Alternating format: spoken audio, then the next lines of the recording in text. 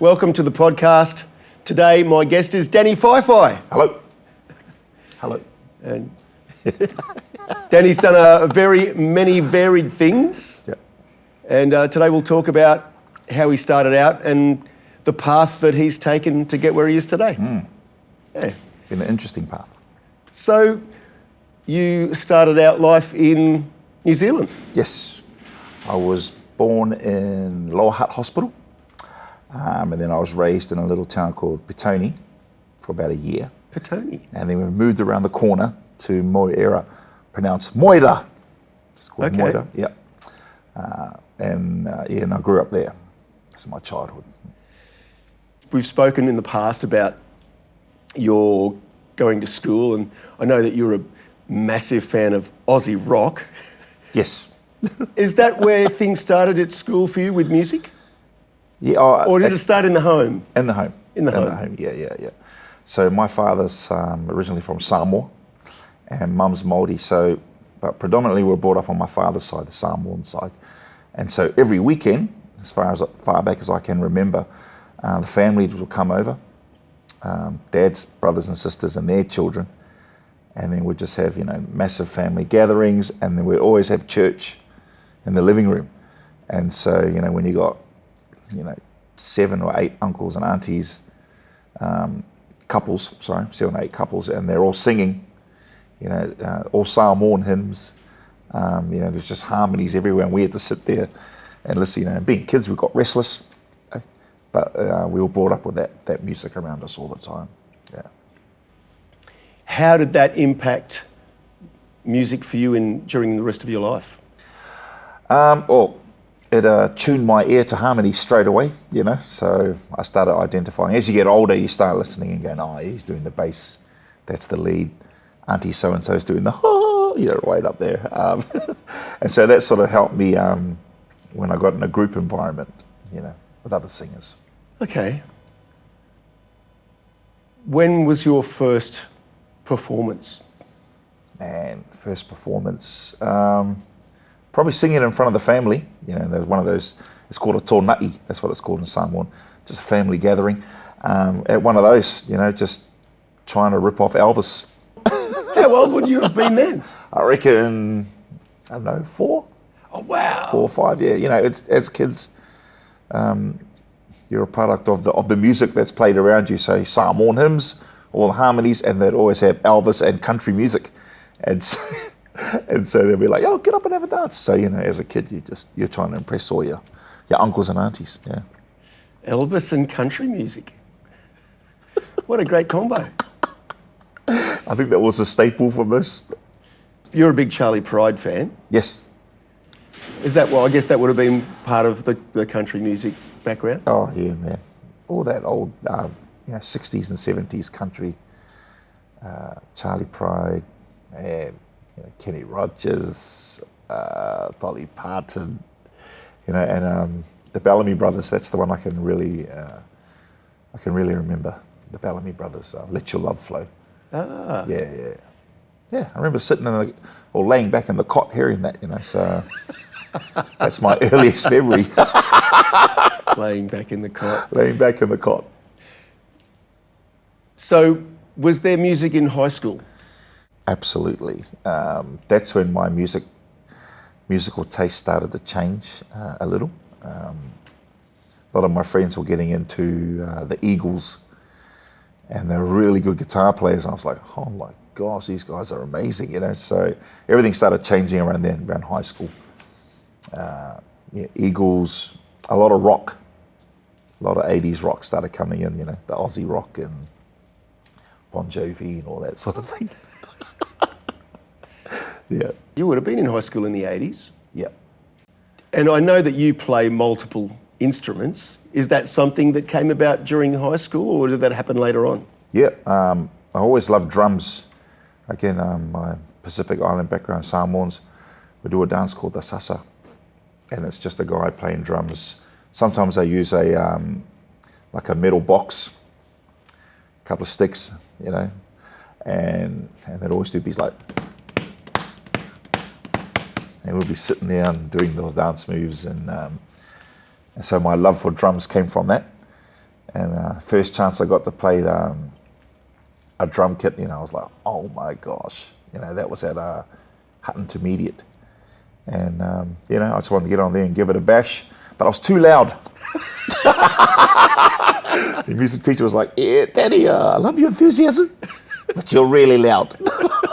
And so he'd bring in the other drummer and be like, man, I want to play, I've always loved drums. And then the guitar was always around the house. It's funny, I love drums. Guitar was laying around the house, but Dad was a piano player. Yeah, go figure. So, so Dad played piano in his band. Did he ever teach you any piano? No, I'd always, by the time Dad had us kids, there was six of us, he was always working a lot. So Dad would work all day, come home, have a meal with us, and then, it's bed, basically. Oh, wow. Yeah. So he didn't have much chance to teach us. And so, I'd just noodle around with the guitar that was laying around, and playing drums on everything. Grab the vacuum pipe, split them apart, and then just play them on the couch. They say he beat the dust out of the couches, right? True story. So that's what I used to do. And then, and it wasn't until we got to school and I was like, oh, that's a real drum kit. Wow. But you were too loud? Yeah, too loud. Yeah. You would have played in a band at school. Mm. When did that happen and what sort of music were you playing? Yeah, that was at Hutton Intermediate, and the teacher was Mr. Cowley, I think it was. Yeah, he was teaching us musical numbers, so Joseph's Technicolor Coat.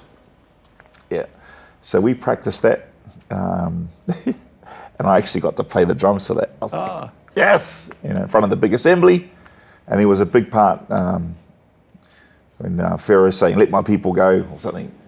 And the choir had to say no, and in between the no's, I had to do a drum fill, Yep. And that's when I really felt the power of the music, how it affected people, and what they gave back because everyone was cheering, right? I was like, what the? Oh, I'll keep playing drums, And then it's funny because after that was probably the last time I played drums. The teacher was like, actually, you can sing, eh? Yeah, you come on the side now. And that was it.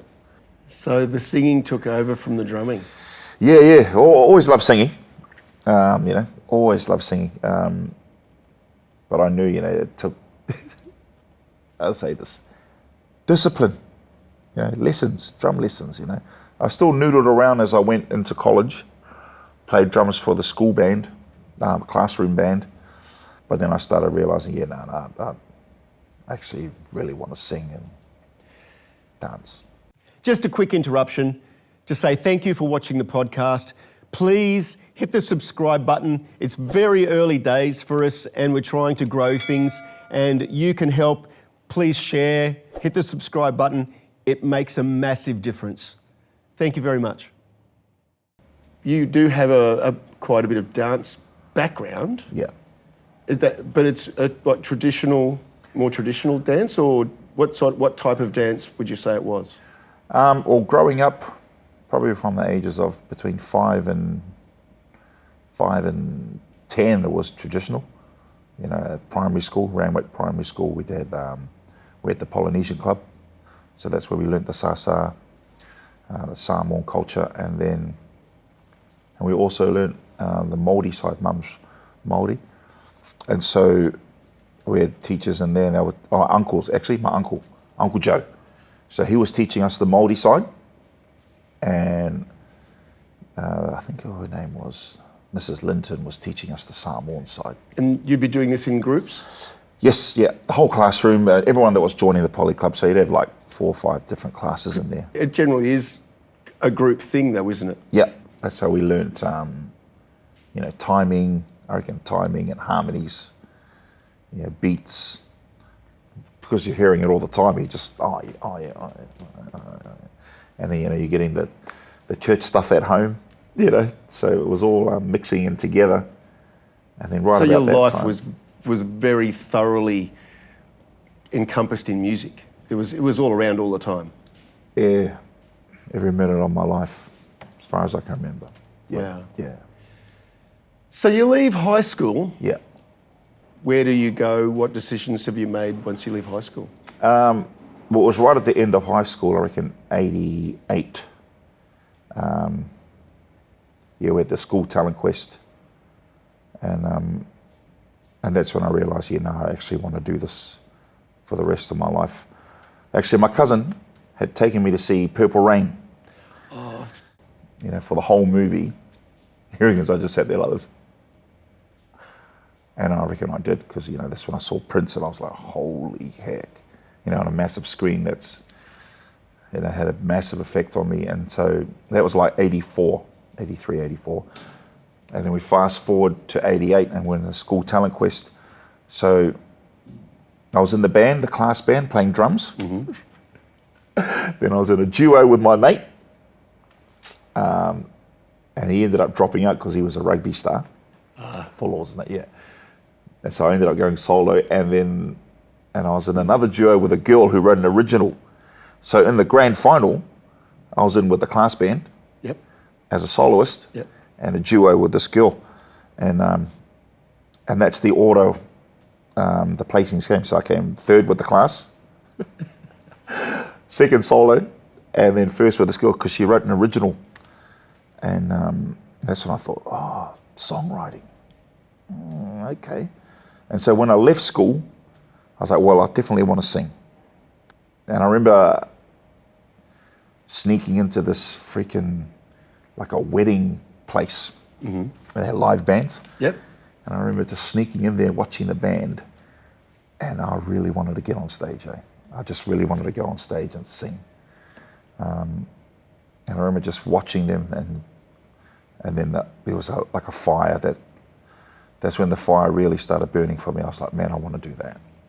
Yeah. So you thought you really want to do that? Yeah. How did you go about making that happen? Okay, well, so I left school. When I got a job, I had to leave school early. So my last year, I left halfway through and went to work to help out the family. And I was playing rugby at the time, and I was a so-so player. I was full of enthusiasm, put it that way. My brothers, all my friends, they had all the talent, man. They were so talented. But anyway, I played rugby, and it's the same for a lot of sports teams. After you've played your game, you're going to have an after-match function. And my team, we always used to go to this certain pub, and there was a guy there running a karaoke. And this is how I got my break. So he was running the karaoke. Hayden Wood was his name.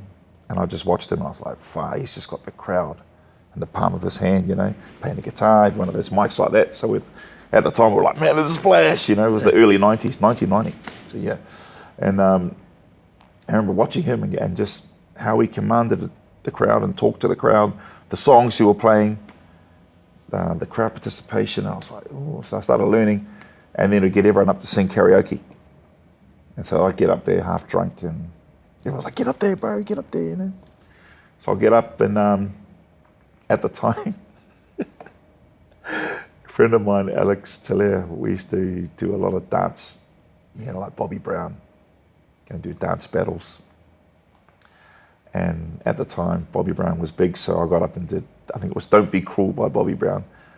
And my go-to move at the time was doing the splits.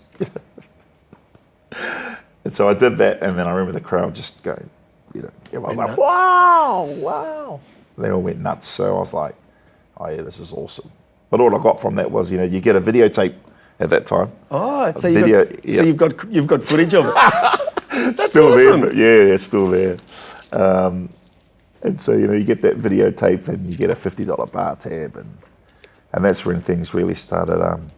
The fire was getting even bigger, more intense inside. Man, I want to do this. But anyway, that guy, Hayden, came to Australia for a weekend, and they needed someone to run the karaoke. Oh, okay. And at the time... While he was away. While he was away. And at the time, I was a waiter at this establishment. It's called Courtney's. And I was a waiter, and they said, Hayden's going to Australia.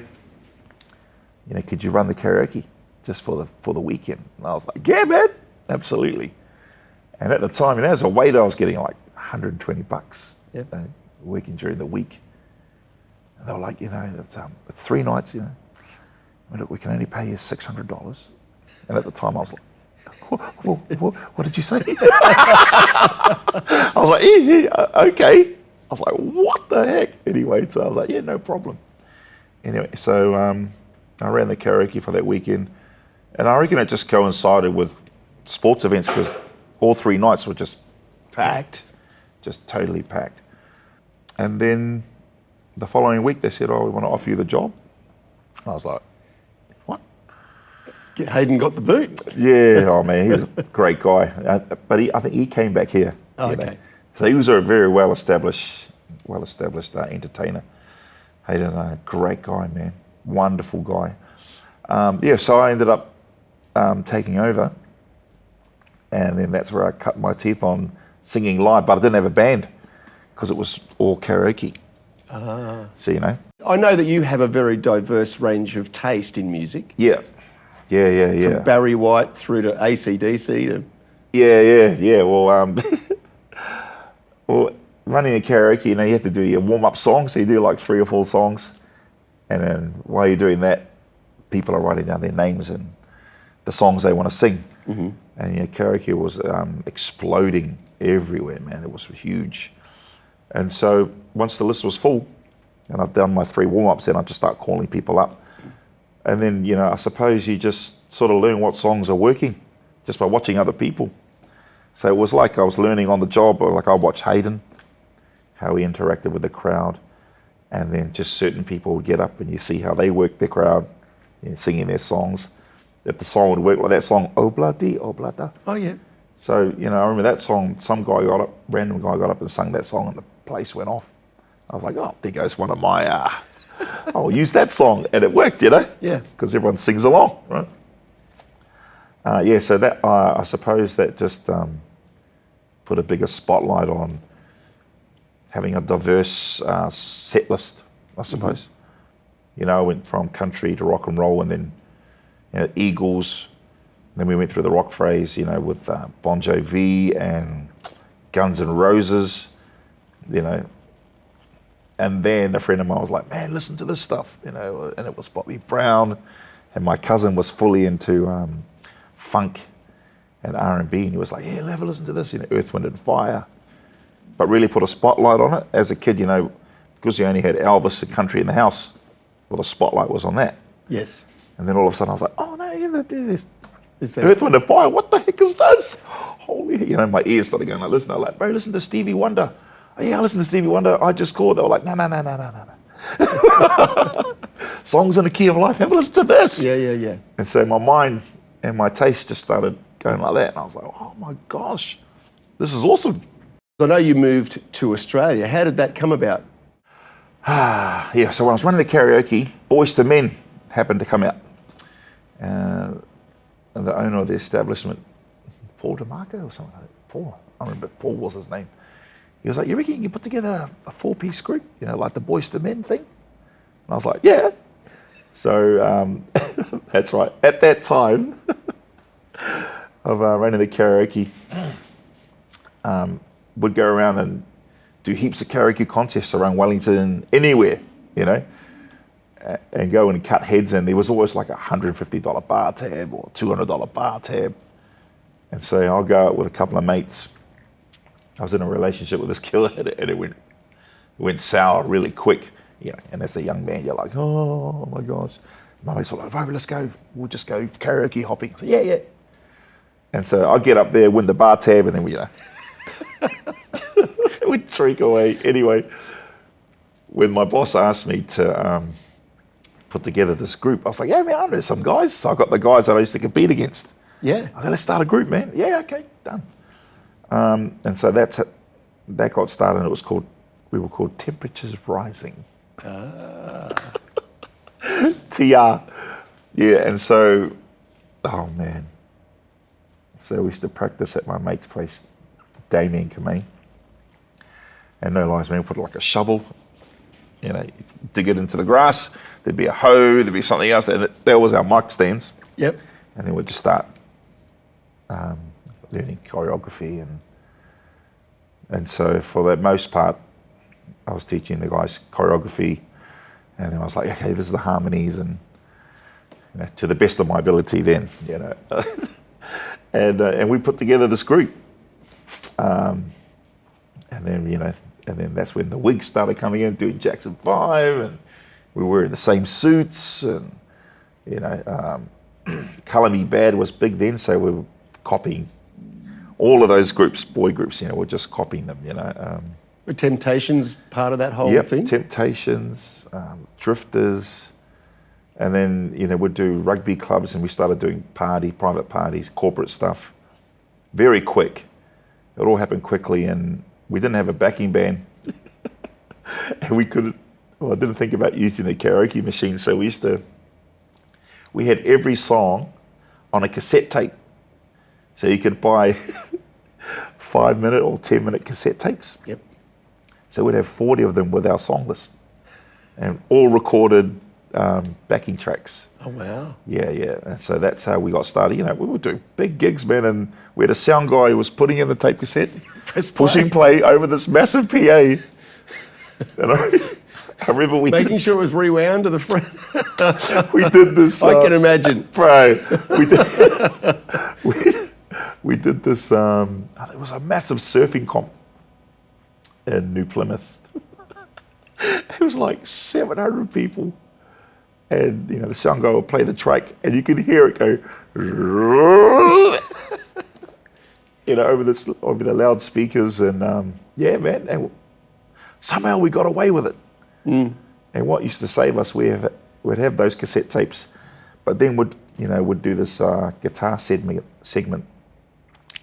And it was just a medley of party songs, garage parties, old school party songs that every Māori and Pacific Islander knows, in a garage 10 party. guitars. 10 guitars. Look what you done, all that sort of stuff. So we put together this medley, and it went off, so they used to save us. That saved us a couple of times. And who played guitar? I played. But, it was just we call it jinga jacks. Jinga jacks. So jinga jack guitar, it's be like. You know that? Yeah. Percussive. Jinga jacks. I remember coming. And when I moved over here in '93, I started playing like that. And I remember, that's when I met Dean Haruera and Ed Lolesi, and I started playing like that. And they're like, hey, cuz, you can't play jinga jack, when we start doing boat stuff.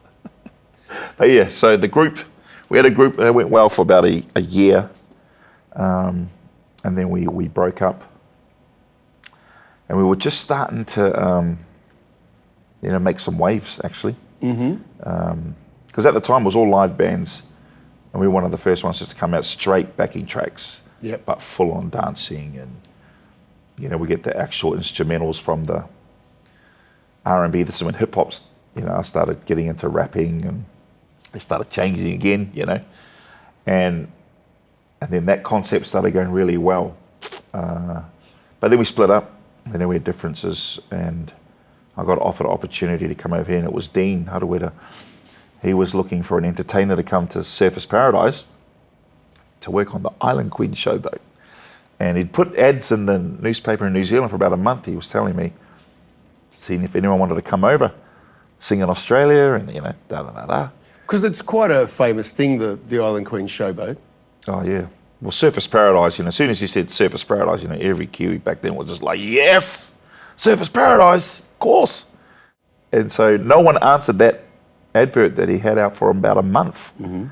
And so the second to last day that he was in the country, it's funny how things work, man.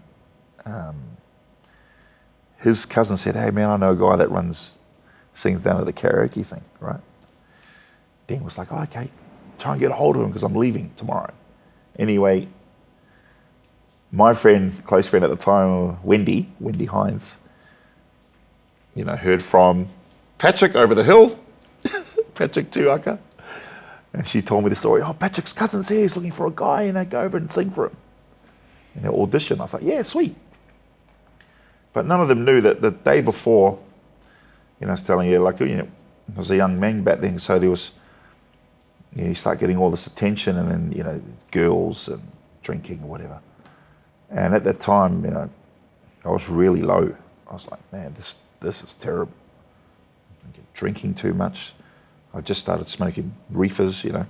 Yeah. And fighting.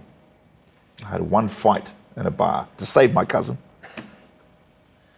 Anyway, I remember one day I was just like, Lord, I just started praying, you know, because we always brought up at church, so taught how to pray and stuff. So I was like, you know, Lord, I need to get out of here. This is getting really bad.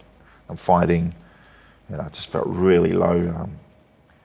And the very next day, my friend came over and said, hey, man.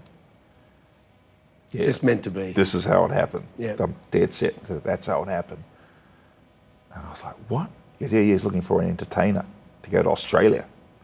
And then I went over there, and then Dean filled in Surfers Paradise, Gold Coast. When can you come over? And I was like, yeah, yesterday, you know. In my mind, I was like, yesterday.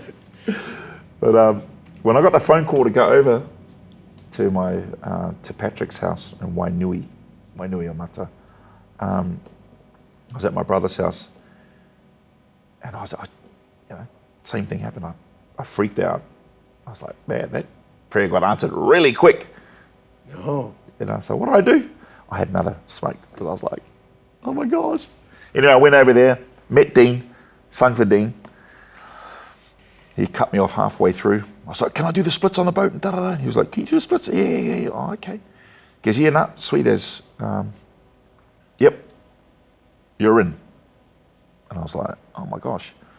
The next day he was leaving, and I was still, you know, partying with my friends, and I woke up and I was sort of hungover. And he was like, your ticket will be waiting for you on Tuesday. And I was like, oh my gosh, it was Monday, bro. He was like, so, you know, you're leaving tomorrow. It was that buzz. And then, that's how I came to Australia.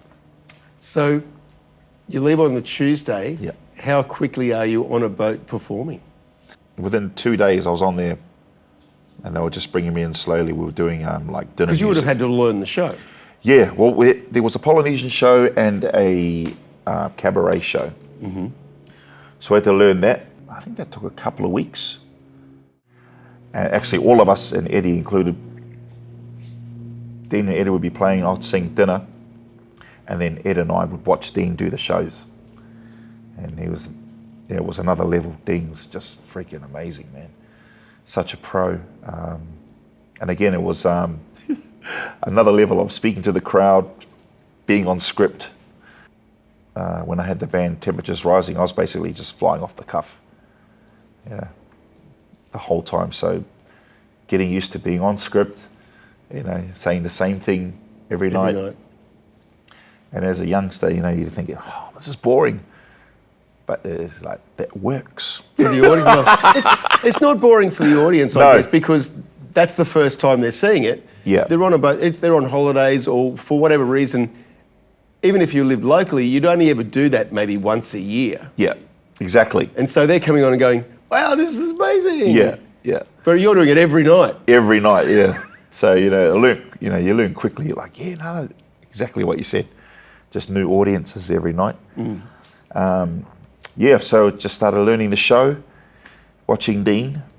And then, you know, make your debut within a couple of weeks. You know, the full-on, you know, flower shirt, white pants, white shoes. And again, cassette tapes. You know, for the show. But then the music was live. And that was my first, other than school when we had our live band, that was my next live experience with a band. On the boat? On the boat, so 5 years later. Wow. At school, you know, because they gave you all the instruments, you know, we were playing all that stuff. But then I was fully into the backing track stuff, you know, rapping and dancing, so learning that side of the skills. And then when I started on the boat, you know, it was Dean on bass, Ed on guitar, had a drum machine, Elisa's drum machine. And it was funny because, you know, you'd have the lights and they used to be controlled by a foot switch, you know, on a footboard. So that was, man, looking back, I'm just like, whew. Yeah, so I started learning different songs again. So I was fully into hip hop and R&B and, You know, when we were doing the big, when we were doing the boys to men stuff and dancing, and then coming on the boat and you're learning Misty and Mr. Saturday Dance. I was like, what is this jazz stuff?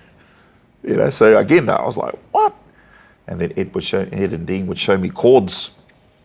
So my guitar knowledge sort of grew, and they were like, no jinger jacks, all you have to do is go like this. One downstroke or an upstroke. Use your ears. Yeah, man. That's how I got my start in Australia. How long did you do the show on the boats? Man, so 93 to about 98, I reckon. Just before my son Ratama was born.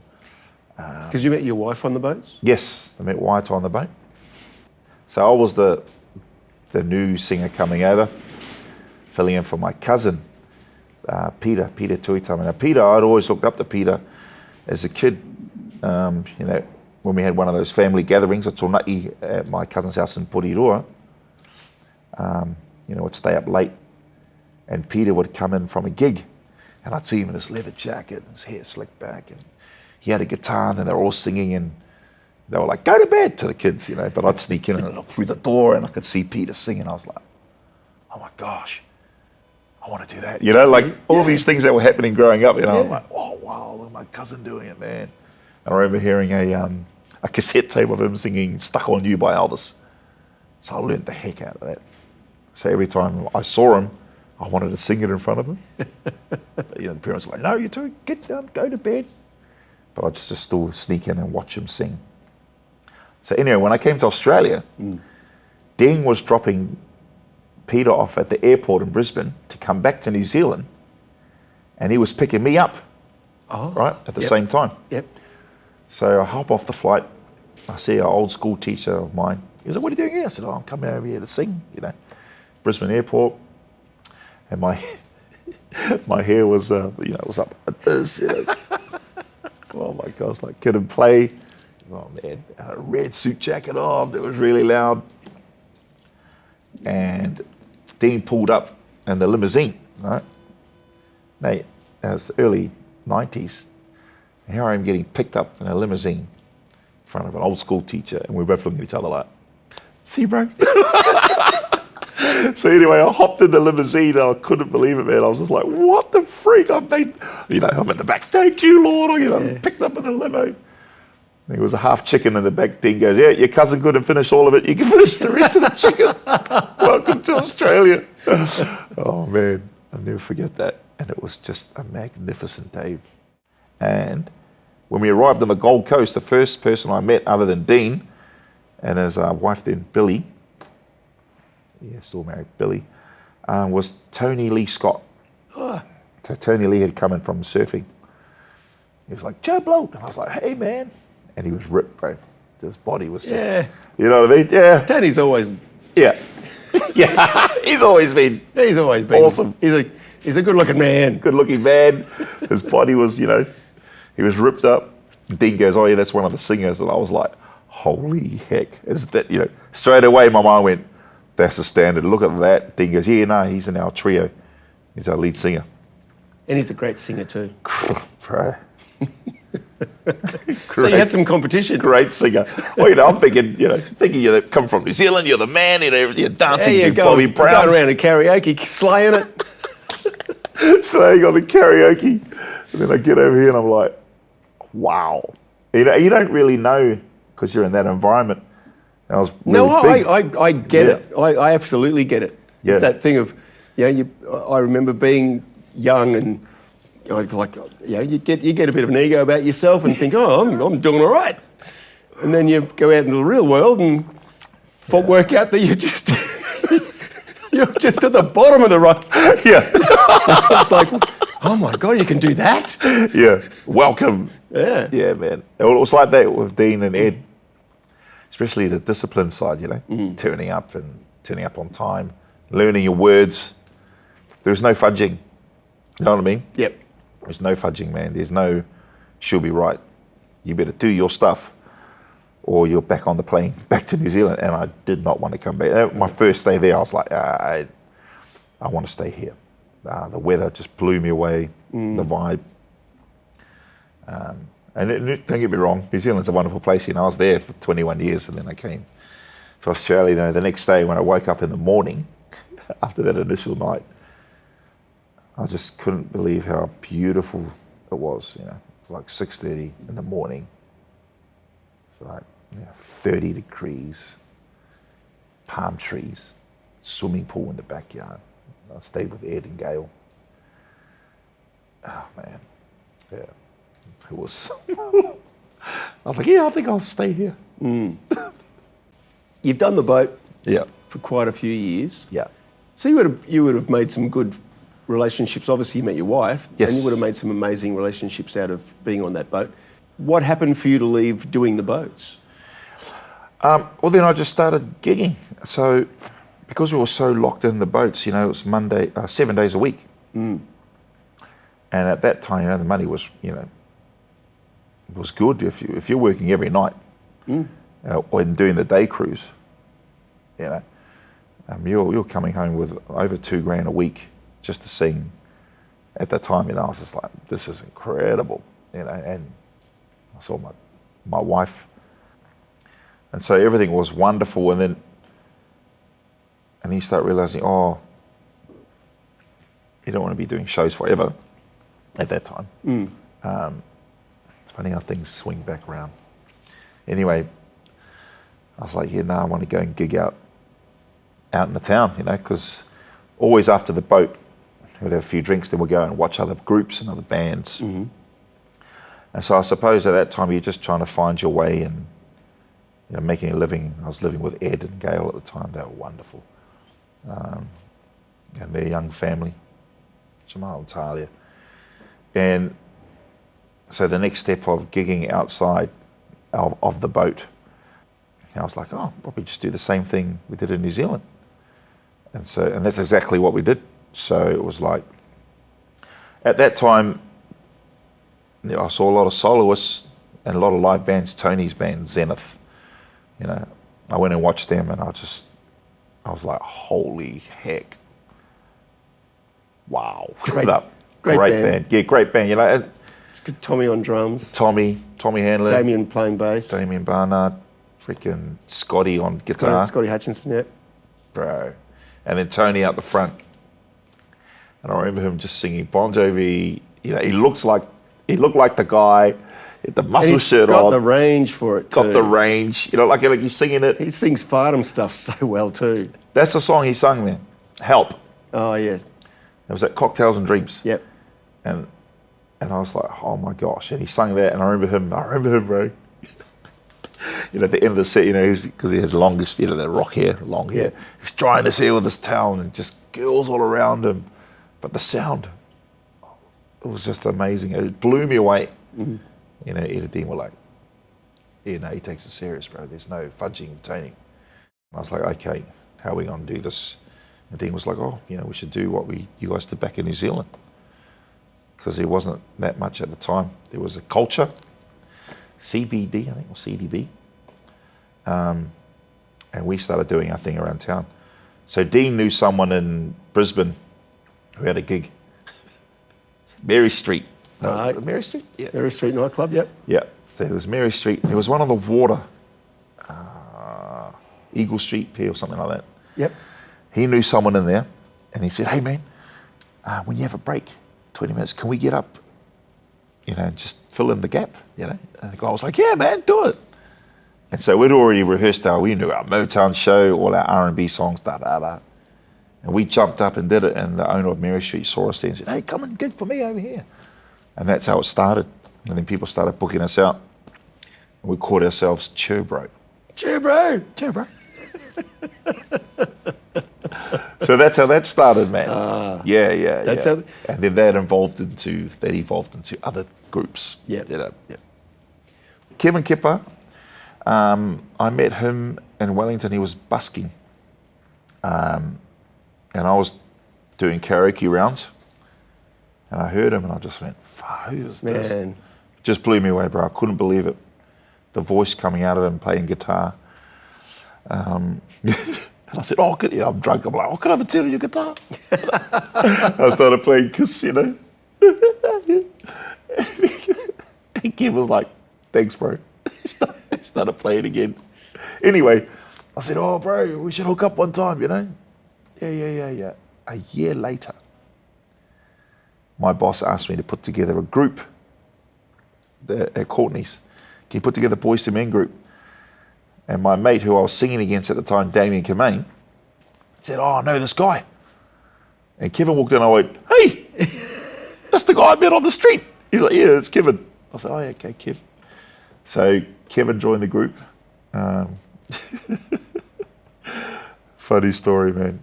We said, oh, we're going to decide now for you in the group. And we did paper, scissors, rock. And he was like, are you guys serious? No, he's joking. You're in, man, you're in. Because you got the best voice. Oh, man. You know, straight away I was like, bro. He has such an amazing capability to sing across so many genres. And range. Yeah, like at the time, there was no one singing like him. He's still one of my favourite singers, easily. When he drops ballads, man, we used to call him what do we call him? The pillar. The pillar. We called him the pillar because we'd go and do gigs, have a few drinkies afterwards. Next morning we have to go to a radio station or something and do promo. We got no voice, and he's got a voice. Man. So it must be that conditioning when he was. This is one of the things I wanted to ask, actually. You're doing the boats 7 days a week. Yeah. How did you find that your voice stood up to being able to do that much singing? Because that's a lot of hard work for a voice to put up with. You know, if you break it down, we did 2 20, 30-minute dinner sets. Okay. And then you do a half an hour Polynesian show and a half an hour cabaret show, or 20 to 25 minutes. So it's not like you're singing a 4-hour gig. Yeah, you're not doing a full-on 4-hour gig, you know. So you just get conditioned to it. So it was fine.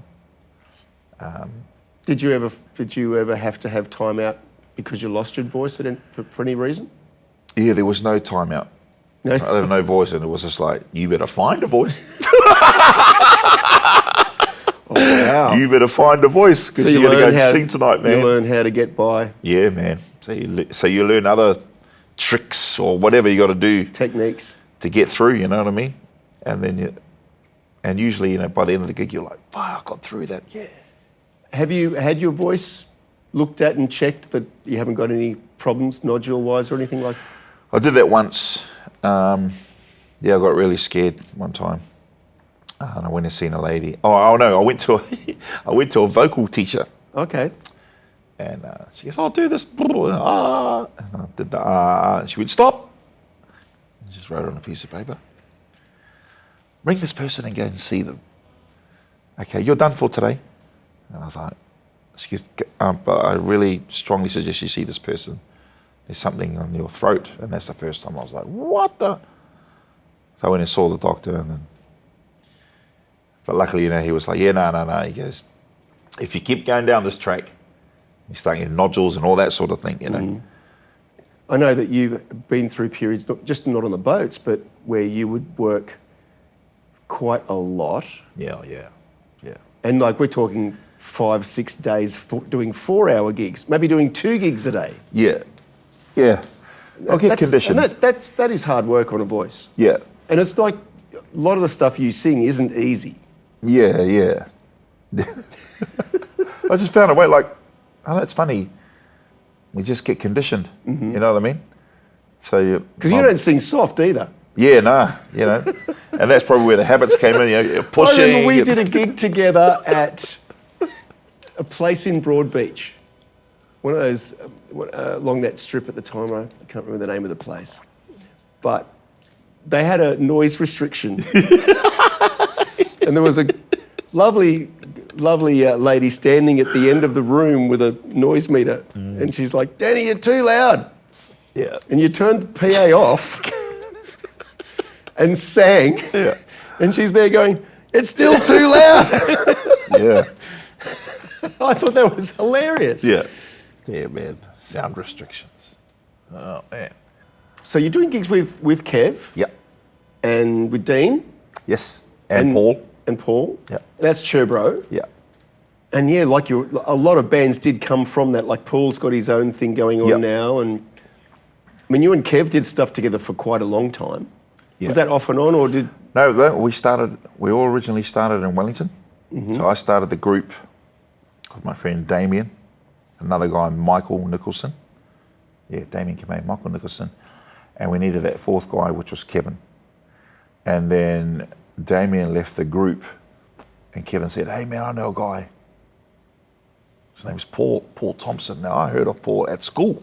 Wolfman. Yeah, the Wolfman. Was he the Wolfman back then? No.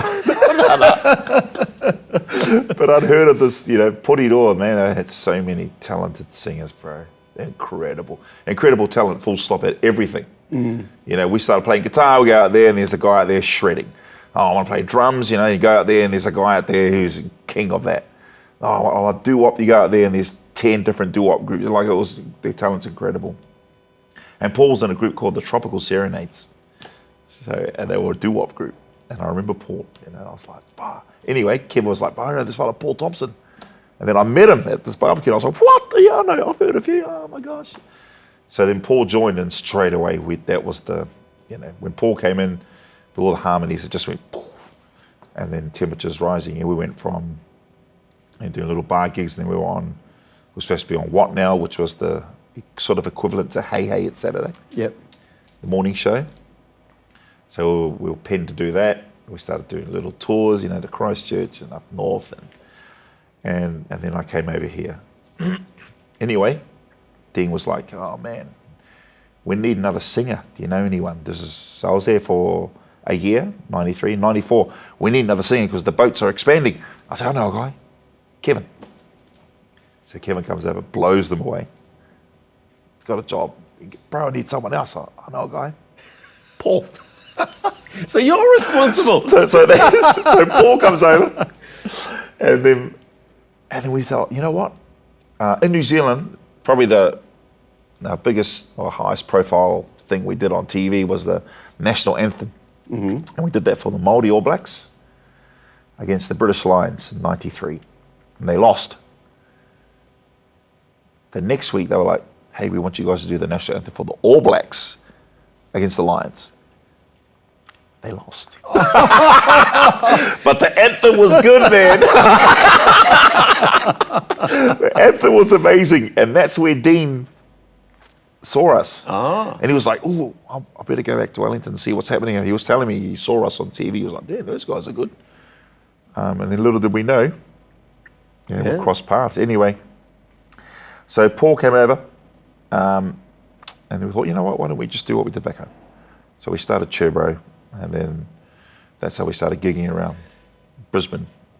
When you stopped doing the boats, were there other people that took over from there to? Oh yeah. There was a big crew, man. There's a big crew of entertainers. Yeah. There was other guys like Dean, Darren Heta, Chris Toady. So I met Paul Steadman, another fantastic singer. Tony Williams, sadly passed away. Chris Gere, another one. Sadly passed away. All these young entertainers started coming through. We did Cherbro, and then we started playing at the Bourbon Bar, which is an R&B joint. And that's when the group thing really started taking off, and then it was... Because that was in Surfers. In Surfers. In Cavill Ave. Yeah, Cavill Ave. Or Orchid Ave. Orchid Ave. Oh, yeah. Yeah, down the other end of the street. And then, so Paul came in, and then... from there we were Cherbro, and then same thing happened. We had disagreements, and so the group split. How long did that last before the split? I reckon a year. Okay. Maybe a year and a half at a stretch. And we split up. And then I carried on Cherbro with Chris Gere and Michael Nyer, and Tony Williams was our sound man. And Kevin and Paul, became Sex and Chocolate. That's when they sort of just started coming out. And then Tony, he joined Kevin and them, and they became Sex and Chocolate. So it was Paul, Kevin, and Tony. Because Paul's still doing that now. Yes, yeah. He's carrying it on. Yeah, and then so we were the two groups in town doing the same concept, and then we went to Perth. So our biggest profile gig for Cherbourg at that time was we did the New Year's Eve 2000 Sydney Harbour, bro. Oh man! On this multi-million-dollar yacht, and we were like, "Holy heck, we're gonna make it!" And at that time, they had that first show, sort of like The Voice, Stars in Your Eyes or something like that. Anyway, we'd missed out the auditions on the coast, so we had to go to Perth. And we were just about to go from Perth and tour Asia as that group. It's myself, Michael Naya and Chris Gere. And we auditioned, did well. But we were in Perth for 3 months. And Sex and Chocolate was here. And then at that time our son was, two. And I'd been away 3 months and I was like, oh, I can't do this. You know, I need to come home. And then I came back to the Gold Coast. Then we carried on for a little bit, and then our group split up. Finally, Cherbourg split up. And then Chris carried on. They became G'd Up. He became G'd Up. Yep. And I went, and then I just started doing solo stuff. Joined groups here and there, but I was mainly I went on my own. Then really started doing solo work, and I really got into that. Yeah, and then the group thing was like it's funny how it came around again, later on. Came around again. Everything works in cycles, Yeah. Work-wise, and then your relationships with other singers. You put things aside, and then Kevin and I joined up again. We started doing duo work. I think that's when we met you. Okay. Oh, I met you. I'd heard about your group, actually, when we were at Cherbourg at the Bourbon Bar. Ah. And they were like, bro, you got to go and see this. You got to go and see this fella. This would have been what, late 90s? Yeah, late 90s, going into the 2000s. We would have been doing it. We would have been at the Shack. The Shack. That's where I saw you. Yep. And I remember seeing you, I think Was was on drums. Yep. Shero. Was Shero not even before Brooke? Was Brooke? Oh, it was Brooke. Brooke No, sorry, originally. it was Brooke. Yeah, Brooke. That's right. Yeah. Yeah, and I went and seen you guys, because you're always working at the same time. Oh, so yeah. But we'd finished. And I was like, I'm going to go down and have a look, man. And the same thing happened. So that same sort of feeling I got when I saw Tony and Zenith. Yeah. And I saw you guys, I was like, holy, and the place was raging. Yeah, we had some packed. Yeah. And it was going off. And I remember seeing you and I'm going, you're kidding. You're just hearing your voice, you're playing, and I was like, and I think Was did a song, was it a rap song? Oh, Was, man. We used to do, he's a incredibly talented band. Yeah. I mean, it was a great band. Everybody in that band brought something to the table. Yeah. But Was, yeah, he played drums and do Eminem. We did like that's what it was. 5 or 6 Eminem songs. Yeah, it was. It was Eminem. Yeah, that's right. He was we did doing a whole that. bunch of other stuff as well, but his rapping skills were quite phenomenal, and to play drums at the same time. Yeah. But he would learn the song, do it perfectly, and then it would last perfectly for about, I don't know, 2 or 3 weeks, and then he would start embellishing. And his ability to make up words on the spot was quite phenomenal. Yeah. Well, I'm not blowing smoke, but I remember he did that on the night. He was doing Eminem, and then he, chucked in a few other, and it was funny as all heck. Yeah. And I was like, this guy. Yeah.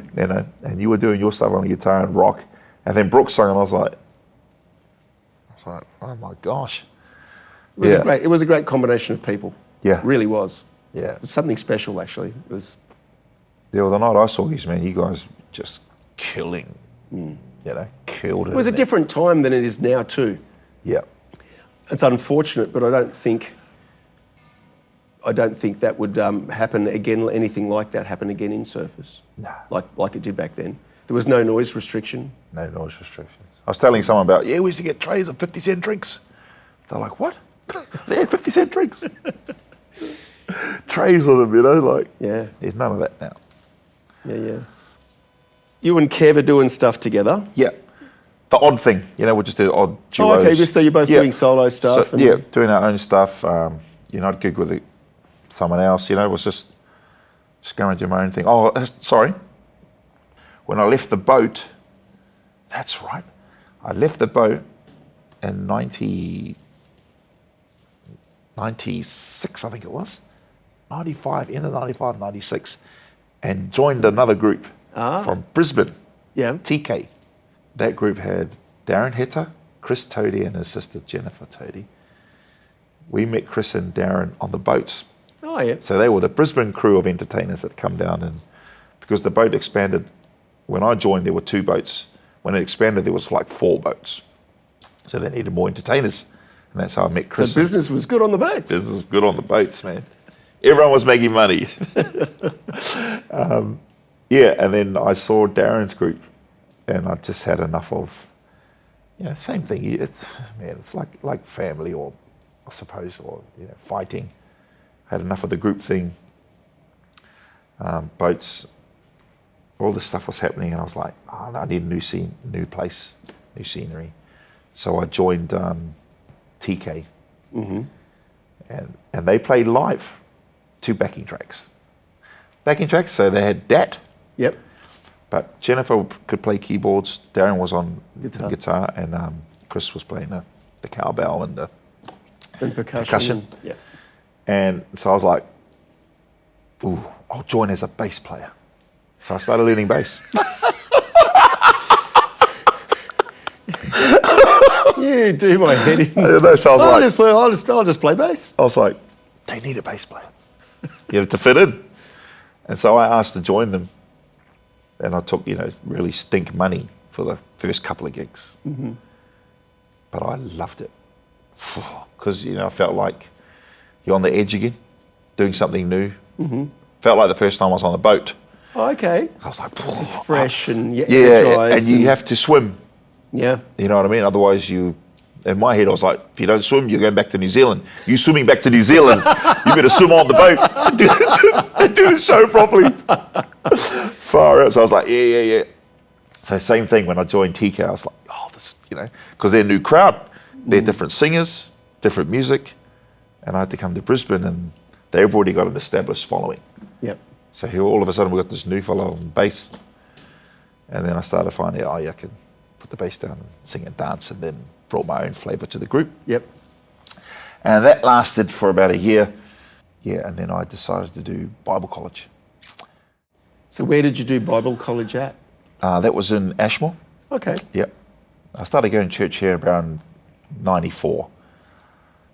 It was different because I was making so much money in the early days on the boat. And I just started smoking, smoking marijuana just before I left New Zealand. It was only a little bit, I had one here and there. But when I came here, mate, I was hitting it every day. Oh. Yeah. And that lasted for a couple of years. And then I had enough of that. I was like, no, I need to stop. And then I just thought, you know what? I want to do Bible college. And so I went and did Bible college for a year, just stopped singing. And just did that. I'll do the odd gig on the boat and do a show here and there. But Eddie and Gail, gracious, man, they helped me through that time with everything. I was still living with them. So I moved back in with them, sorry. So I left TK after living in Brisbane for a year, and then I moved back to the Gold Coast, did Bible college for a year, and then decided that I would need to ramp up the group thing again. And then that's when we started doing the Turbo stuff. Mm-hmm. And then Turbo became a 3-piece group with Chris and Mike. And then, and then we started doing solo stuff after that. I started doing solo stuff after that, and then they did that for a while, and then I met you. Properly. Do you remember we had that little lunch in Rabina? We're like, let's join up. And I met with you and Shero. Yes. Nothing came about of that, but it was meant to be, right? That's when I met you, and I was doing duo stuff with Angela Penderbrooks. Yes. Yes, you were. Yeah.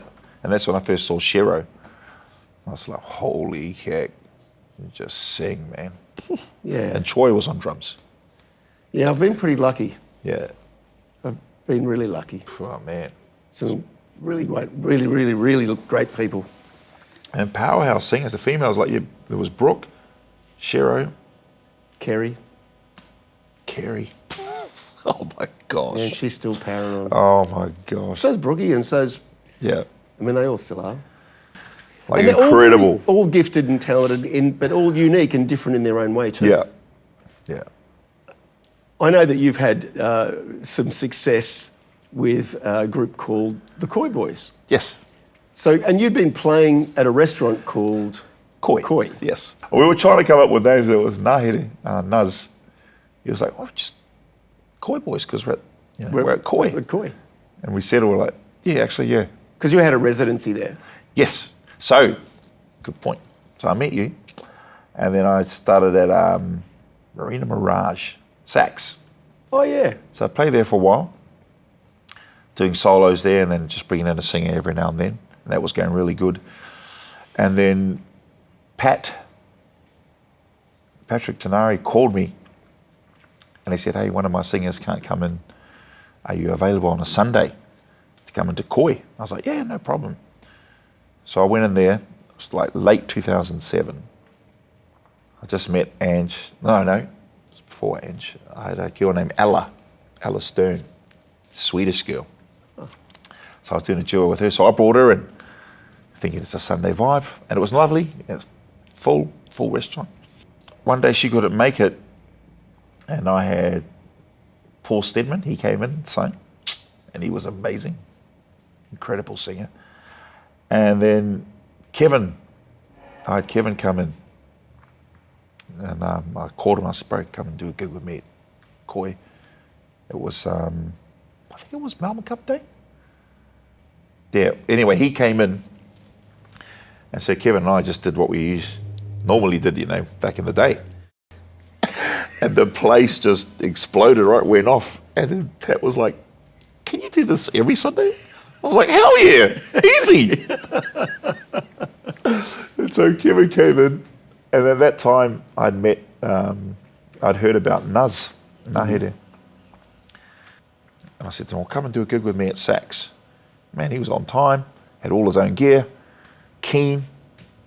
And I said, come down to Koi on Sunday and jump up with Kevin and I. So Nuz jumped up with us, and the place just went off because Nuz brought another element. He started Because he had the dance element. Yeah, Usher and all that, and so that we just went like this, and then things really started taking off. But at that same time, I met a guy named Phil Hart. So we weren't called the Koi Boys then. We were still just trying to find our name. K and D, started mixing up the first letters of our name. K and D, DKN, whatever, Danny and the Boys, Danny, Kevin, Nuz, like it was. And I met this guy, Phil Hart. His personal assistant saw me at Sax and said, can you come and sing at my boss's wife's birthday? I said, yeah, sure. So I went and did that, and I met Phil Hart, and it blew me away. I turned up to this place in Sanctuary Cove, and he's got all these guys are running around this mansion, this beautiful house, all dressed in black, black t-shirt, black shorts, running around setting up the place. And the guy comes up to me and he goes, hey mate, you need a hand with your speakers? I said, yeah. And I had these big JBL speakers. And he helped me with that, helped me set up the gear. I thought, what a lovely guy. It was funny. And then I turn up to go home, get changed, turn up at the party, and it's the same guy, and it's Phil. He's all in his suit, and I was like, hey, you helped me with the gear? And he's like, yeah. This is your place? He goes, yeah, that's my wife. I was like, oh, okay. So anyway, I had no idea who he was. Did the party, went off, it was awesome. I think it was with Paul, again, Paul Stedman. Went off. Anyway, Phil says to me, mate, you need to get rid of those speakers, those coffins you got over there. He goes, go and speak to so-and-so over here. He's the head of Bose. I was like, what? I said, what the heck's going on here? He goes, go and talk to him. You need a new PA. I was like, okay. Anyway, this guy, he was looking at me like, who are you? Here's my card. A couple of days later, I had a meeting with Phil, and he was like, I'm going to get you those new Bose speakers, Mm-hmm. So he got me 2 of those, and he goes, in return, in a couple of months, I'm going to be doing a gig at Sanctuary Cove with Delta Goodrum, Marsha Hines, Vanessa Morrissey, and I want you just to open. I was like, sure, no problem. A week later, he says, I'm going to Hong Kong. I need someone there. You keen? I said, sure. And that's how I actually started traveling the world with Phil. So he flew me to Macau. Mm-hmm. I was like, whoa. And so I had Christy, remember Christy McGrath? Yeah. Yeah. So I had Christy singing with me there. So we did that trip. And then the following week, he goes, okay, I'm back to Hong Kong again. Oh, back to China, Hong Kong. We're going to do the Hong Kong Sevens. And I was like, what? So I ended up doing that. And he goes, you're going to be opening for John Stevens, Ian Moss, Tanya Choco. And I was like, what? So I didn't realise that he did all these events for expats around the world, mm-hmm. And different heads of companies and stuff. And then, and so while the boys were at Koi, it's going off, and then every now and then I'd go away for a week, and it was Phil flying me around the world. He goes, this week we're going to New York. Can you bring someone? I said, oh yeah. So I took Nuz and Jade with me to New York. Mm-hmm. That's right, Jade came with us. New York, and then it turned into London, and then it was Spain, and then it was Korea, and he just kept taking me all around the world. And that's how that happened. That's how I got to see the world through Phil. He just plugging me into his events. Yep. And he's like, oh, a couple of weeks we're going to go to Dubai. How'd you like to sing with Guy? I was like, yeah. Straight away I'm thinking, he wants me to just do my normal party set before Guy comes out. He goes, no.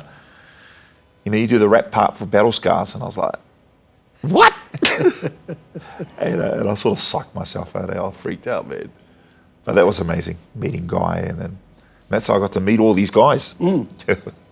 Excuse the pun. But, Phil started plugging me into all his events. And then I started meeting all these sporting stars and Australian royalty of music, like Ian Moss, bro. Just blew me away. Just blew me away. Him on a guitar, and then John Stevens. He just powerhouse. Yeah. Now where we're at now. So Koi Boys, yes, managed to go and do a TV show. Yes, yeah. That was another one of those out of it moments. Kevin and Nuz had done a YouTube video of Shaboom. And the Voice have staff that look for talent on YouTube. They saw that and they said, hey, would you guys like to audition for The Voice? And then I said, well, we're actually a trio, so we'll bring the other guy, just me. So we went and did the audition. They loved it.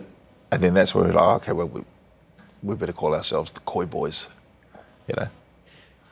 That's where that came about. That's how that came about. Real quickly, we're like, yeah, let's decide on a name. Yeah. So that's how Koi Boys came about. Okay.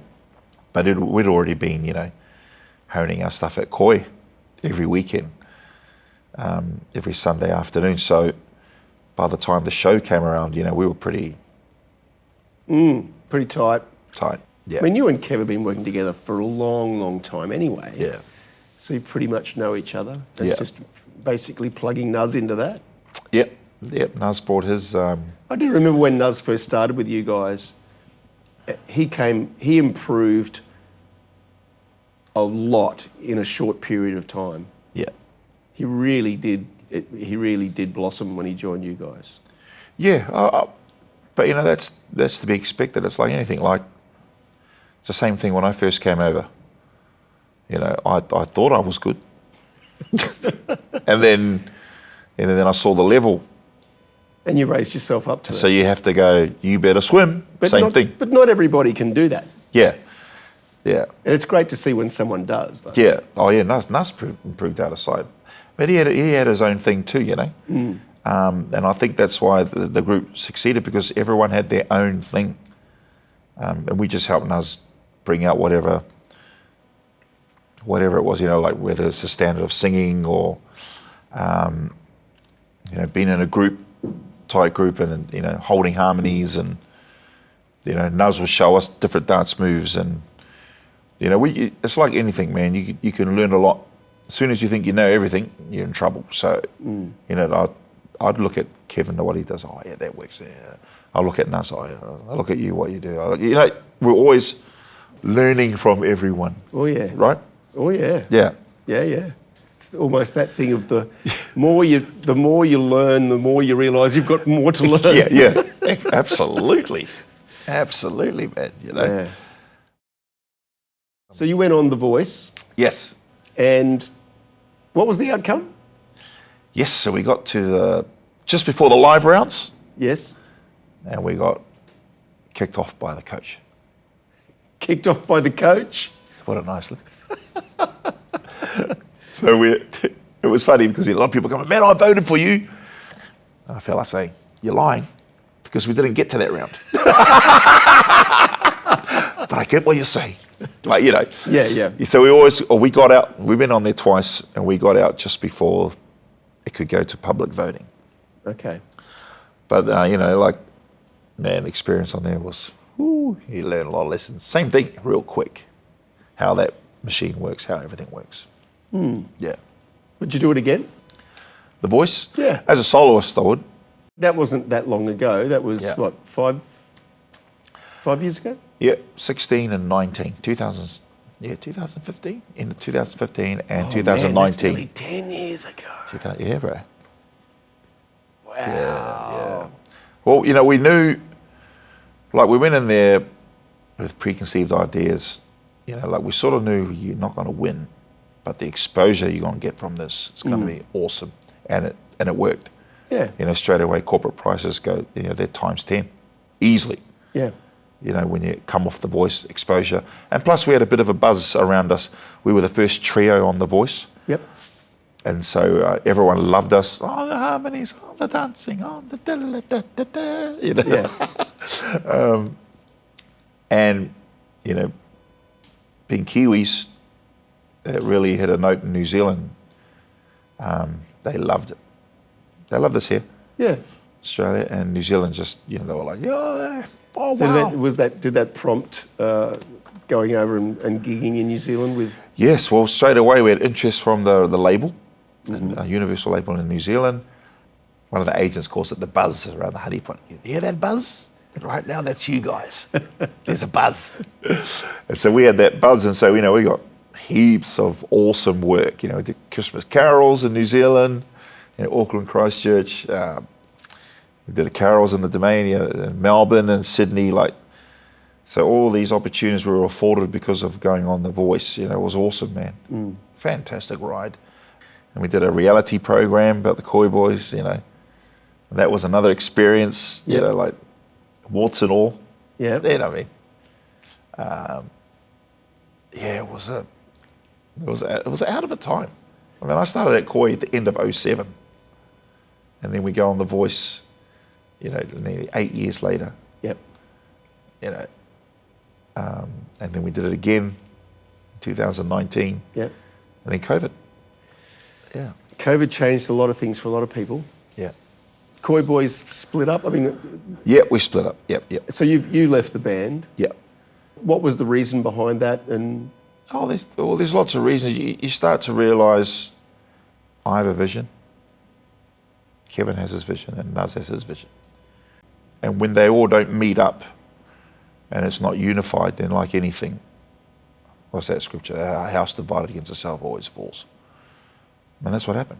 I wanted to go a certain way. Others didn't agree, which is fair enough. Yep. Everyone's in their own, you know what I'm saying? Everyone's on their own path. Everyone's on their own path. Everyone grows to where they think it should be. And so, looking back, at the time it was ugly, man. Ugly split up. And I was like, I want to take the name. And, a lot of that was anger. There's a lot of anger. And I suppose everyone would feel betrayed in a certain way. Everyone has their own story, you know what I'm saying? So it was like, Yeah, looking back now, I'm like, far out. Really? But, it is what it is. It had to happen, the split, because you can't keep fighting up against different ideas. Yeah. Otherwise, if you stay there just because the group, and then somewhere along the line, it's going to explode. So you're back to doing solo gigs again. But now you've taken a different path, or expanded again on the things that you're going to have a crack at and be talented at. Yeah. And decided to do a bit of acting. Yeah. Take yourself to acting school. I've always loved that. Now you're the face of Toyota. Yeah. Well, I've always loved that aspect not of the face of Toyota, but entertainment, you know what I'm saying? At primary school, we were in the little drama class. We were doing a play. And we all had to read off books. Yeah. Well, I learned everything only because I knew I have a chance to perform. Mm-hmm. I knew I was going to be in front of an audience, and I loved that when you get it back from the audience. So I learned all the lines, every single part in this play. We get to the performance, and at the rehearsal, all the guys pull out. I want to go play rugby. I don't want to be in here at lunchtime. I was like, what? It was Jason and the Argonauts. Jason and the Argonauts, man! So I decided to play every part in front of the teacher. Mm-hmm. And I think she just looked at me, she was like, look at this boy. Because I'm doing every line, running around the stage. And everyone's laughing at me. The other kids are like, because I was trying to do every part. Yep. I was like, oh, this isn't going to work. So what do you do as a kid? Suppress that. So singing. So this goes way back. It's very deep. All right. Way back. Well, back then, right? Yeah. I was like, oh, no one wants to play acting. Yeah. Go back out of the playground. Oh, everyone still wants to sing. Sweet. Yep. And at the time, there was another girl who loved her family. She was brought up with Elvis. So me and her would freaking singing Elvis. She was really good. Oh. Cassie Kilmartin, that was her name. Oh. Yeah, man. So, we'd have laughs at lunchtime and sing Elvis. But that acting side was pushed aside. You've done a movie. Yeah. And you've done a couple of TV ads. Yeah. Have you got things that look like they're happening, or is that just sitting around waiting for an agent to call? Yeah, auditioning, man. It's just treading the boards. That opportunity came up just after COVID. I did a ladies' luncheon, and there was an agent in the crowd, and she said, hey, I'm with this agency. Would you like to join? Do some ads. I was like, really? She says, yeah. You got the look. Polynesians are starting to come in there with Dwayne Johnson and Jason Momoa. You know what I mean? Yeah. It was all changing yes. then. But at the time, I didn't think about that. I just thought, oh, another opportunity, and something that I've always loved, acting side. And so the agent sent through like 5 auditions, and I nailed the first 4. Wow. And so I did 4 ads on the bounce. And she goes, I think you should go and do classes. I was like, I think I should. I think I'm pretty good at this. Funny story. As soon as I said that, I had to wait 2 years until Toyota came around. Yeah, but still, it's that thing too, where it's you're at the start of another huge learning curve. Oh man, and it was the same thing again. I go to the first ever acting class I did was an improv class. Boy, oh boy. Turn up, lady was like, okay, just pretend we're in a house. You're looking for some milk. You're looking for some, she's giving everyone roles. Go. And so everyone's straight in, just improving and adding. And I was like, I didn't want to do it. And all of a sudden I started seeing these flashbacks of my childhood. And I don't know why, but you're not good enough. You can't do that. Who do you think you are? All these things that I thought, all these faces started coming up saying these things, right? And I'm not lying, man. I'm standing there looking at the girl that I have to run to and say, I want milk or whatever. But these voices are going, boom, boom, boom. And the teacher just goes, go on. And once I got the first word out, then those images and those voices went. But when I got home, I was so emotionally depleted. Wow. I was like, what the heck was that? I had no idea. And then all these things started coming up from the past, you know? Yeah. So I did that for 4 weekends in a row. It's only like 3 hours per class. But that's when I started thinking, ooh, there's more to this acting thing than I thought, you know? So I did that. And then I learnt, to just let go. Acting, that's what they teach you, right? Just let go and just be and just go in the flow, And then I did classes, started doing classes. It started at the beginning, same thing. As soon as you get your lines in, it's you and the lights like this and cameras and everyone's quiet and everyone's, you're hoping, don't mess up the lines. And then you stand there, you finish your monologue. It's only going for like 1 or 2 minutes. Oh, you finish your script with someone else. And then the teacher goes, okay, thoughts. And you stand there while everyone's giving their thoughts, critiquing you, right? Yeah. So I'm in the worst position that I've ever been. I hate being critiqued because I remember all these things as a kid. Show off. One hand, get up there and dance. Next hand, why are you showing off? Yeah. Okay, all this is happening. So it took me a while to get through that. But then the ego kicks in, right?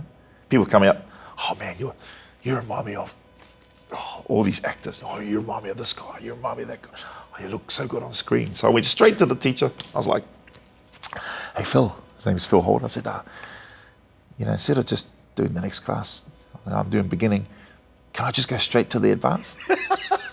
He looks at me, Brody. He smiles. He goes, we'll just do the next class, eh? And so straight away I was like, yeah, he's telling me, yeah, and he just started, who do you think you are? So I learned that, I was like, yeah, don't listen to everyone else. Go and do the work. Yeah. Do the work, man. Yeah. So, yeah. And I've loved it. I love going to acting class, man, because you feel vulnerable, yet, again, it's that sink or swim feeling, So you've got a son and 2 daughters. Mm-hmm. Do they have any musical talents? Yeah, they all, man. I suppose they sing and dance and that, not in front of me. Is that a bit intimidated by their dad? I've got no idea. I've always tried to, I've never Encourage forced it on them, you know what I mean? Oh. So I don't force it on them. You must play it, We put them in piano lessons, all of them. Mm-hmm. Just see if they take, all you can do is go, and just see if they take to it. Yep. You know what I mean? But I'm not going to beat them over the head and go, play good piano, play guitar. When I did the acting, my first audition was with my daughter. And the brief was for Officeworks. Mm-hmm. And so I got my youngest daughter, Tyra, to video me and direct me. Yep. And I was running around. I needed a red headband, but I only had the dog's lead. It was a red one. So I put that around my head. Anyway, I did the ad. And I suppose I'm just showing the kids that you can really do anything you put your mind to. Mm-hmm. I had no experience acting, but I knew that I wanted to succeed. And I was willing to, almost look foolish. Yeah, dog's lead. Make do with what I had. Yes. That's a better thing. Make do with what I had, not trying to go out and buy a headband, just using that as an example. And now they've seen their dad did a movie, a web series. Now they always see me on TV, Toyota. And so what I take from that is, that they can do anything. Doesn't matter if you put your mind to it, and you love it, you can do it. Yeah. Yeah. And so my kids are like, man, good stuff, Dad. You know what I mean? I get a kick out of it. Yep. They're like, good on you, Dad. Wow. So yeah, man, you just got to keep going, keep pivoting. Yeah. It's not luck, I guess, if you put the hard work in. Yeah. And you follow your passions. But you've been able to follow your passions. And I guess that's one of the things that I feel lucky that I've been able to do and make a career from following your passions. What advice would you give to your teenage self now, looking back? Is there anything that you would do differently? I'd stay away from from smoking heavily. Yeah. I suppose I'm speaking to my 21-year-old self. You know, invest that money in stocks. Yeah. No, yeah, look, different skills. You know, it's not all about things can change in life, and you got to have some sort of wisdom in us to just move. I suppose move with the times, or just move with what's happening around you. But have specific goals. If you're goal orientated, and I sort of was at school. Quick story: I wanted to make the first 15, which is the top. The rugby team. The rugby team, right, in your college. Everyone that was in the team were guns, and so the cherry on top was the first 15 was going to the Gold Coast, and then flying to America. Oh wow! I was like, man, I want to make that team. But at the time, I was in the third 15. So there were 6 other players ahead of me to get in this position in the first 15. But man, I just totally went into that and was like, just put blinkers on, train my ass off. I had pictures of rugby players, my favourite players, Michael Jones, John Kerwin. They were plastered all over my wall, and I trained, man. It was a burning thing. I was like, I want to be on that plane. Mm-hmm. That's the only thing that drove me. It drove me nuts. And the funny thing was, everyone wrote me off because the people ahead of me were all talented. Mm.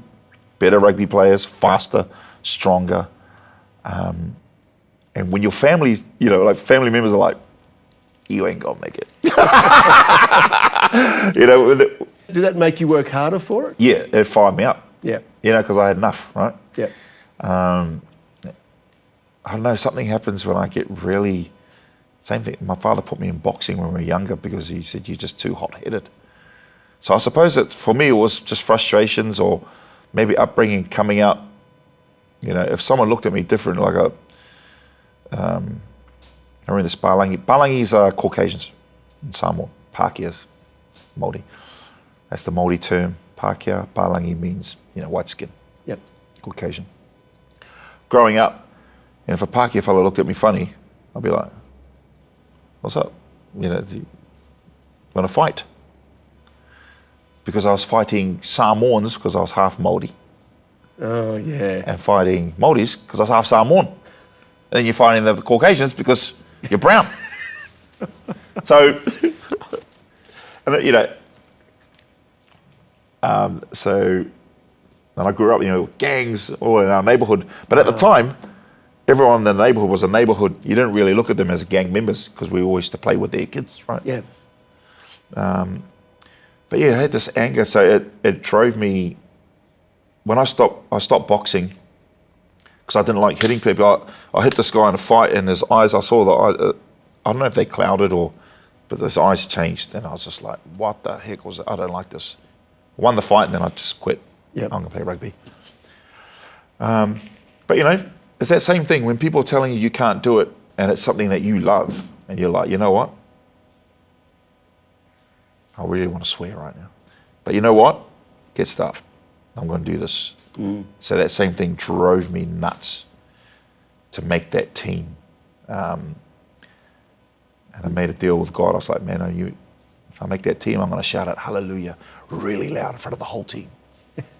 Train my butt off, right? My name got called out. And straight away my thing came to my head about that deal I made. Yep. And I remember I just went, hallelujah, hallelujah. Because I was like, wow, why am I, what's happening here? I felt really hot. I was ecstatic that I got called out. I made the team. But I didn't keep my deal, with the Lord. I was like, oh. Now, he's all good. The Lord's fine. But it's me. I was like, man, stick to your word. Do what you said you're going to do. Anyway, I got picked in the team. Mm. And I'm on the plane. And everyone's like, oh my gosh. And I was like, yeah, I can do anything I want if I want. This is how I started thinking, right? So the same thing, I start putting that into practice with, no, I want to swim. I want to stay on the Gold Coast. I don't want to go back to New Zealand at the time, when I was 21. And so I'm trying to, that's what I want to pass on to my children. It's like, no, if you lock onto something, specify it. Lock onto the goal. But do the work. Do the work. It's going to take work. And there's going to be a lot of, you can't, but when those voices become nothing and it's just what you want to do. And, you just said it, do the work. Takes work. You spent a year doing the Bible studies. Yeah. How has that manifested in your life and made your life better? I suppose just knowledge of scriptures. Been brought up with church, you get your stock standard scriptures as a kid. John 3:16, for God so loved the world, sent his only son. To save the world. Whosoever believes in him shall not perish but have everlasting life. Yeah. So we learned that as a kid. And there were other ones we learned, had to say in Samoan, Samoan language, I've forgotten those now. And then the same with Māori, learned it in the Māori language, forgotten those. But it's always been there in my life somehow, and I've just always felt this, I don't know what it is, man. I believe it's God, Yeshua. I believe he's had his hand on my life, all of my life. I nearly drowned at the back of our place in Petone. My sister saved me randomly. I was out there by myself and then she saves me, pulls me up. I nearly drowned in a pool. I get saved there. But I suppose the lesson is to learn how to, to apply those scriptures that we learn. Bible college just gave me a more knowledge of more scriptures that I can go to and learn more about. I believe Yeshua is my Lord and Savior, and so I learn more about him and then try and reflect that in my life as best as I can. And I ain't being perfect at all, That's only by his grace that I'm still here. I still have my health. I still have my marriage. I went through a rough period there. Well, I put my wife and the kids through a rough period. When they hear stories about me now, back in the day, they're just like, gee, Dad, you're lucky Mum stayed with you. I'm like, yeah, you're absolutely right. I guess it gives you also a place when you're talking to your kids, a place of coming from experience. Yeah. You've experienced all those things. Yeah. What are you doing at the moment that's to maintain your ability to be able to do what you do? You mean like physical? Yeah. Yeah. I'll just back to the gym, man. Just making it a priority. I want to run around with my grandchildren. You know what I'm saying? Yeah. I want to still be strong. You know what I mean? Keep up with them. And so, gym, eat well. I never used to struggle with eating growing up because I was always sort of skinny. So I know. Yeah, I know that one well. Yeah, you look great, man. A bit of a spare But time. every now and then, I'll go for a stage where I get the keg. My face will be like the moon. And then I'll be like, okay, it's time to knuckle down. knuckle down, and then everything shrinks again. So just being mindful of that. So I stopped smoking. I never was a smoker growing up. And I just took it up out of boredom. And then, but now I'm like, no more. I don't like it. Same with alcohol. Wasn't much of a big drinker. I only did it when I was in groups.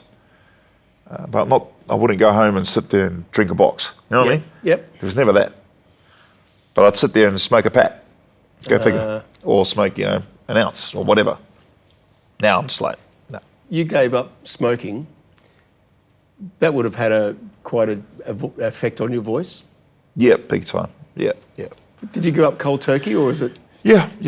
I'm able to. You just made a decision and that was it. Yeah, that was it. It was always off and on. But when I did smoke, I went, like anything, just go 100. Like if I was going to smoke, You were smoking a lot. I'll smoke. I can really hear and feel the changes.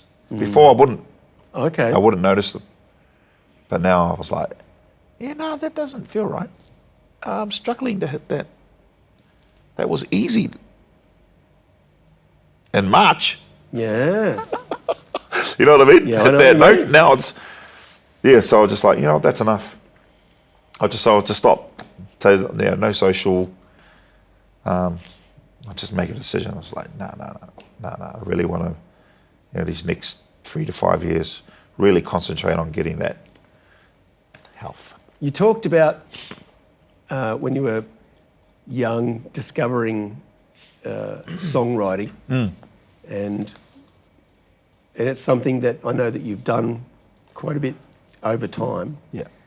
How has that manifested itself in your life, and is there plans to do more of that? Yeah, absolutely. When that girl I was in a talent quest with, when she was writing, I was like, wow. And I wrote a song with my cousin who passed away, Anthony. It was probably the greatest. That's when I really loved songwriting. I always sort of made up songs as a kid. You just sit there and you just make up stuff. Yeah. And you just sing, and I'll lay in the grass and just sing and make up words. But when I did this writing session with Anthony, that's when I really loved it, because it was probably the greatest night that we had as cousins, because we just laughed and laughed. And we wrote about a girl that he loved at the time. So it was a boy loves a girl song, and we laughed about it and wrote it and harmonized together. And we were like, this song's going to be #1. And then, typical writers, the next week, let's do the same thing. Nothing. No, it was like, and then I thought, at the time I didn't realize that we were trying to manufacture that inspiration that comes when it comes. Yeah. It comes, right? Yeah. And it's the best. It's the best when those things happen, because that's like. So you've got to allow space for that to happen. Yeah. And when we had that, I was like, "Wow, this is awesome." And then then I had these inspirational moments, and then I remember I got so excited. I was like, "Man, this is the song I wrote to my friends," and one of them said, "That's corny," and I was like, "I'm never sharing. I don't want to write." Straight away, I was like, "Rejected? What the hell?" And so I stopped, and I do sound like Prince or Tom Jones, so I'll stick to that, because that gets the applause. And I didn't want to get rejected again writing originals. So it took a while to come back to that, because I still had this guy's voice. He's saying it's corny. He was just being honest. He laughed it off. Everyone else was laughing. Someone else said, "No, it's great." Why didn't I listen to that voice? Yeah. You know what I mean? And so when the Koi Boys gave us the opportunity to write, Yep. so we were allowed to put like 3 or 4 originals on the album. And I'd already had the originals tucked away, but I better not play them to anyone,